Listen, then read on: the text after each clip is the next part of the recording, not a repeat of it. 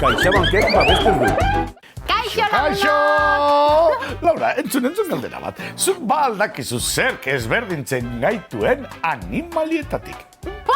Tira, galdera gaizki egina dago izan ere zuk animaliekin gauza gehiago daukazu amankomunean nik baino nabaria da, Bittor.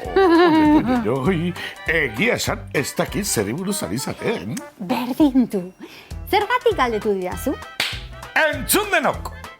Lehen gizakiek zuaitzetatik jaitsi eta tximinu izateri utzi ziotenek, hasieran gaur egun animaliek egiten dituzten ia gauza berak egiten zituzten. Zer egiten zuten? Jan eta lo, Lauratxo. Bai, gehien bat hori, zuk bezala. Gauza oberik balda ba? Entzun, Lauratxo.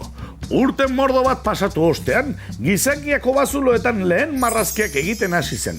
Eta hitz egiten, lenguaia garatuago bat sortzen hasi ziren arte. Momentu hori kulturaren hasiera dela esaten dute aditu batzuek. Kultura. Baina, zer da kultura? Ba, gauza asko dira kultura, literatura, pintura, musika, zinema, zirkoa eta bar. Horiek ere kultura osatzen dute. Antzerkiak ere bai? Bai. Hizkuntzak ere bai, ez da, Bittor? Bai, eta baita sukaldaritzak ere. Toki bakoitzeko janariak ezberdinak baitira. Izan ere, definizioz, kultura gizarte batek duen bizitzeko era da. Interesgarria. Bai, eta liburuak irakurtzean, zinemara joatean, kontzertuetara edo museoetara joatean, kultura kontsumitzen dugu. Halaber, beste toki batera bidaiatzen dugunean, kultura ezberdin batekin egiten dugu topo. Gaur egun oso nahastuta daude kulturak, eta hori oso polita eta aberasgarria da.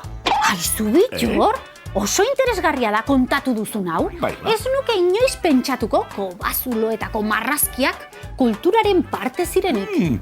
Gizakiak eta animaliak desberdintzen dituen hori da kultura, Lauratxo. Ei, eta zaindu beharreko zerbait.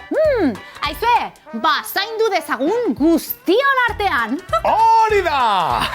Aizu, Bittor, Zer, izan. bizilagunaren katua. Atzo atzaparrekin marrazkiak egiten ikusi nuen atariko paretan. Hori zer da?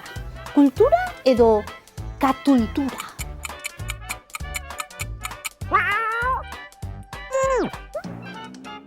Aio.